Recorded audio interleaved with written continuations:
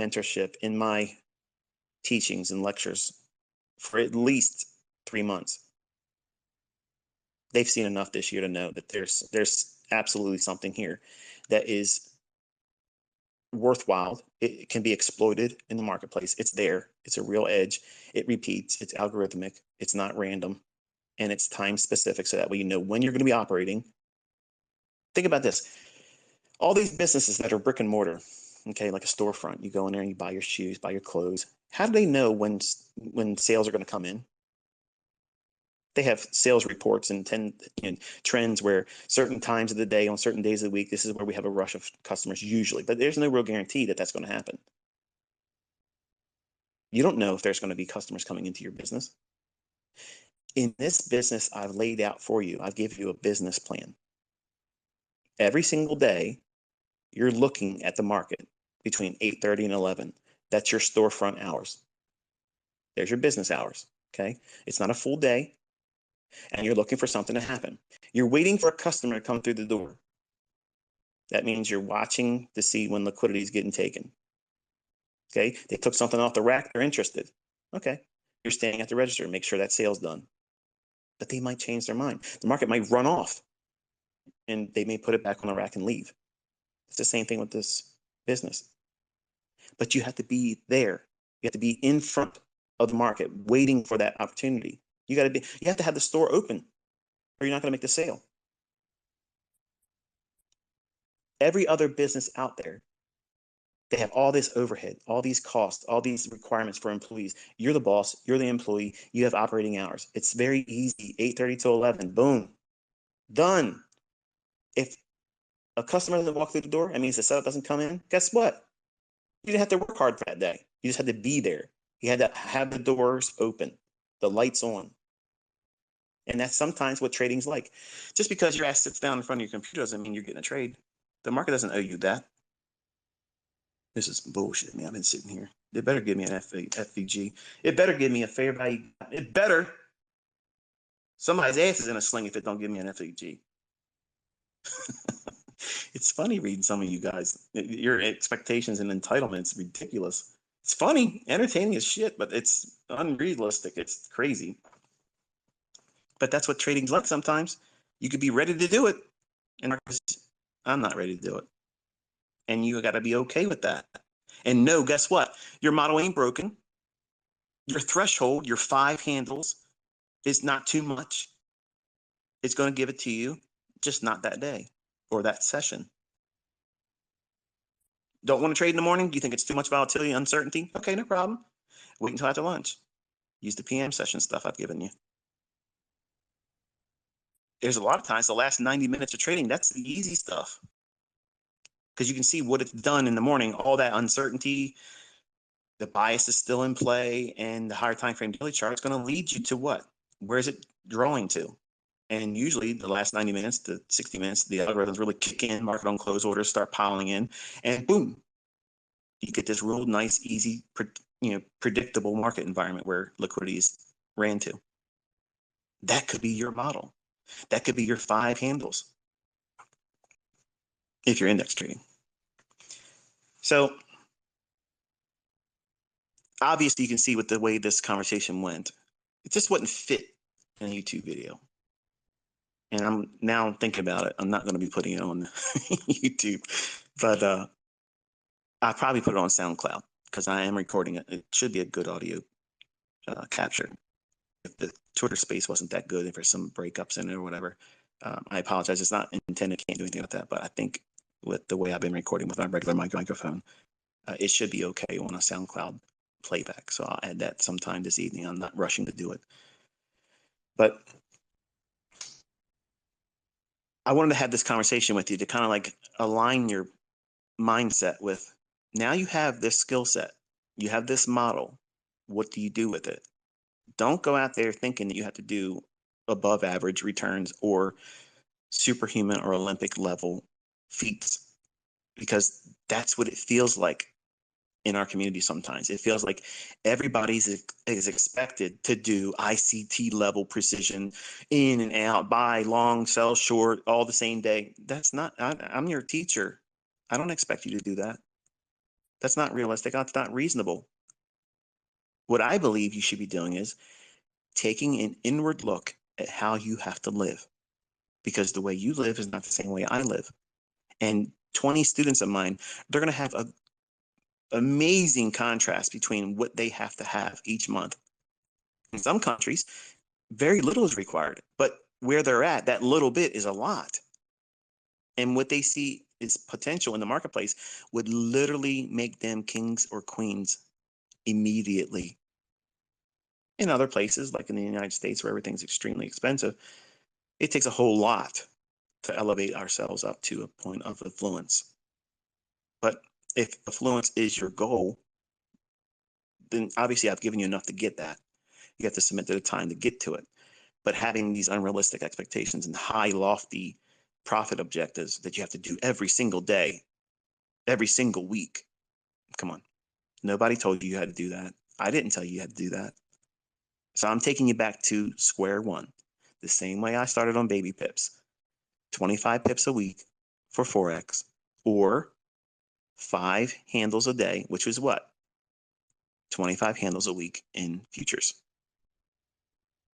That's a nice living if you let the compound interest do all the heavy lifting. What do you think happens when you get to $250,000? How much can you trade with that? And you're getting 25 handles a week? Do the math on it. That's the homework assignment for you, to figure out what's the lowest you can do. And if you just did the lowest and let compound interest do its job, not trying to get rich real quick, not trying to quit your job right now, I'm reminding you, you're working your job. You need to keep that. Every possible way of income right now, you need to be maximizing that and preparing your household and your family for rough times, buying extra stuff, canned goods, household wares, things that you're probably not going to be able to get in a couple months because you're just simply not going to be able to get it or afford it. And not be worrying about relying on your job, because you're going to be growing your business to replace that job. And that is a feeling of empowerment that I cannot articulate. No one can tell you what it really feels like. You can see everyone else do it and be encouraged, because they'll give you their testimony about how, oh yeah, I did this and I did that, and this is what it feels like. It doesn't resonate the same way until you have it done yourself. And when it happens, nobody's going to tell you you wasted your time.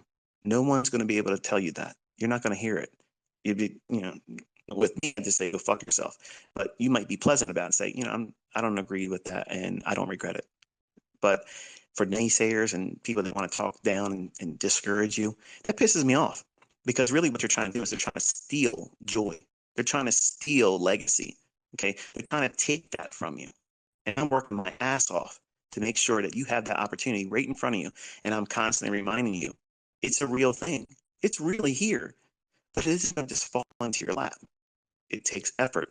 It takes work. It isn't going to be positive every single time that you sit down in front of the charts. It isn't going to feel like a good, feel warm and fuzzy moment because you studied or back tested. Or you may take a trade, whether it's in demo or if you ever eventually go into live funds, it may not work for you. That doesn't change shit. This stuff still works. One losing trade or a series of losing trades does not make a model a failure. It just means that you did something wrong and you own it. Guess what that does? It frees you up to not worry about your model not being effective. It just means that you have room for improvement. All of us have room for improvement. I have room for improvement. I still fuck up and put typos in tweets I should stop and read before I hit the send button, but I don't give a shit. I push it. But then once I do it, my OCD kicks in. And I wish I would have done it. So, I'm human. I'm not AI. And the same thing with my trades. I sometimes exit just a little bit too soon. And if I just would have held on to it 1 or 2 minutes longer, it would have been a better, favorable thing for me. I wrestle with that all the time, all the time. So you're always going to have room to grow, to improve upon. None of us have it all figured out, and that includes me. If I was absolutely perfect, believe me, my ego would fucking show it to you. I would be out here flaunting it all the time. So if anybody else is out there saying they got something better, they'd be out here doing that shit too. So you don't see it happening, so stop wasting time. Put your head in the charts. Stop worrying about dumb shit that isn't going to put anything in your pocket, isn't going to help you learn how to trade. Okay, focus. We are a community of like-minded individuals. Okay, we're looking for the same thing in the market. Now, all of us are not going to trade it the same way. We're all going to do something different. We're looking at a different market all the time. I know a lot of you are still in Forex, and I'm focused primarily in index futures right now. But you're all able to see things, and I didn't take you to the chart. That should feel really good. That should feel real empowerment. But sometimes that doesn't feel enough. You feel like you got to be coddled. You got to have a little bit of a moment of, you're doing the right thing. You need to be validated. Stop looking to me to validate you. If you know what you looked for and it panned out in your chart, you do not need me to tell you you did well if it was a positive expectation at the end of it realized. You need me to tell you you did the right way? I understand it feels like it's too good to be true. I understand that. But stop looking for outward validation. Everything you need is going to be found by yourself, and grow comfortable with that solitude all by yourself doing it, because that's what the real world trading's like.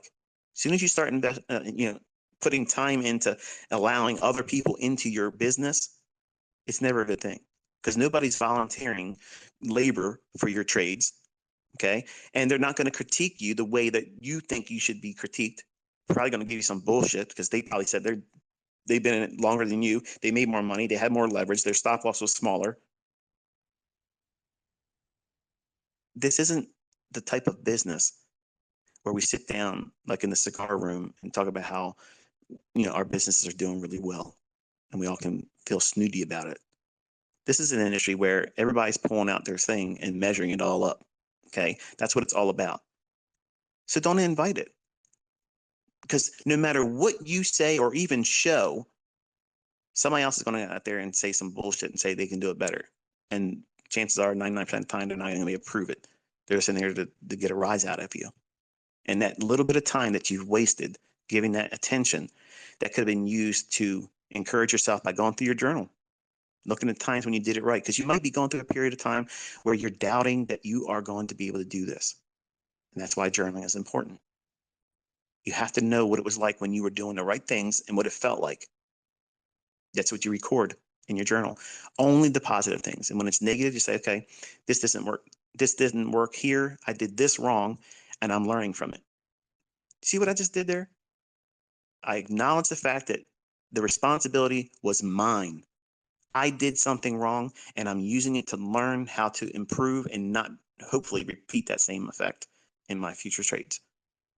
It completely removes the negativity. It doesn't give me a report card where I go home with a D and I don't want to show my mother. Okay, that type of regret or anxiety. You're going to have losing trades. I have losing trades. You're going to think it's going to go up and it goes down, and you either get in line with that or you don't. But you have to have all those things factored into your ends. How does this meet your ends? Because if you start doing shit outside of the goals and models and routine that you're working towards each day and week, the things that you structured, what is it you're trying to do? How do you get that $250 a week? How many handles, how many pips do you have to do that across the week? How many trades are you going to try to aim for? You can do it in one 25 pip trade, or you can do it in two trades, one 10 pip, one 15 pip, or you can do it in five pip.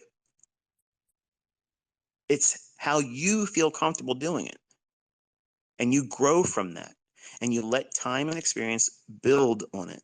And the whole time you're doing that, you're learning to know what it feels like to have more equity in the account, and that increased risk by money, not percentage. The amount of equity at risk is always going to be associated to the risk parameter you placed on it. No more than 2%. I'm thinking 1% is the ideal for all of you, preferably less than, because you're new. But you can do a lot if you just make 1% a day. Some of you think you have to do more than that. Oh, I'm not impressed by this. This isn't enough. That's a trick. That's a pitfall. That's a snare. Because 1% is phenomenal. That's a lot. You start doing that over years, man, you're in a league that is rarely ever seen in any financial circles. Like you're on the path to becoming really, really affluent. And you won't be swayed by the knocks, the losses, because you've done this growing from modest beginnings. And you know what it feels like to have winning and losing, winning and losing. It takes it away from you when you lose, right? But it's not debilitating your account. It's not removing the potential for you to have more business done with that account. Because if you roast that account, not only do you have regret, and you're going to feel bad that you didn't stick to your game plan. What's your game plan? Why are you trading? What are you aiming for? You have to have goals. You see all these nincompoops out there that are literally out there telling people you shouldn't have trading goals. Get the fuck out of here, dude. These are the same people. I'm a prop trader, renting a flat, ain't got no fucking money. I'm begging people to buy my course. That's who's talking to you. That person. They're going to tell you that you shouldn't have goals. Man, you have to have goals. When you run a business, any business, they all have goals. They will have sales numbers they're trying to reach for. They may not hit them, but they're going to learn while they're doing it. Okay, this campaign didn't work. This strategy didn't work. So we aren't going to waste any more time and money on that. We're going to cancel that out. And we're going to pour money into the things that were working. What was that? When we were striving to hit 25 pips a week, 25 handles a week. That was easy as shit to get. We had customers coming through the door every fucking day between 8:30 and 11 o'clock. Something was lining up. And if you have yourself a little pool of markets, both index markets, maybe a commodity like, I don't want to say gold, but let's say a metal, okay, or a currency, futures, or Forex, or a stock, okay, those create these setups. And you go in, you zero in, which one is forming in? Go after it when it does. You're running a business. When someone comes to the door of your storefront between 8:30 and 11 o'clock, you got to close that sale. That means you got to be attentive, be ready to engage them. When that fair value gap is there and price goes up into it, that's the register being stood by the customer. They got their money in their hand. You going to take it from them? Or are you going to stare at them and let them just walk away? Are you going to run your business? Or are they going to leave your storefront and go into somebody else's trading account? Because I'm going to tell you something. My shit's open for business. I'm waiting. And when they come in there to get something, they're going out with more than they thought they were going to buy. Because I'm going to milk the shit out of them. I'm going to pyramid when I can. I'm going to take whatever I can. And I'm going to do that every single time. Because that's what they came there for. They may not like it afterwards. They spent too much money. But guess what? It's in my hands now. And that's how you have to do business. Trading is just like that. It's not meant for everybody. But you have to run your own business. You have to mind your own business. And you have to do things to make ends meet. And your ends are not the same as mine. They're not the same as 20 other people in the community. But our community is growing. It's thriving. You can see how we encourage one another. That's how I want it. We don't put up with any bullshit. Someone comes here talking shit, show us. Because you ain't showing us, get the fuck out of here, man. Nobody's buying that bullshit no more. Nobody's got time for it because you tasted and seen now what the real shit is. You've seen it. You've tasted it. You've watched it. Real accounts, multiple people doing it, all showing proof that they can do it. Recording it on YouTube. My students are doing that. Where's everybody else at? Where's all these other mentors? I make $1 million a year. I can do this. I'm the greatest mentor in the world. I've won 4 fucking competitions.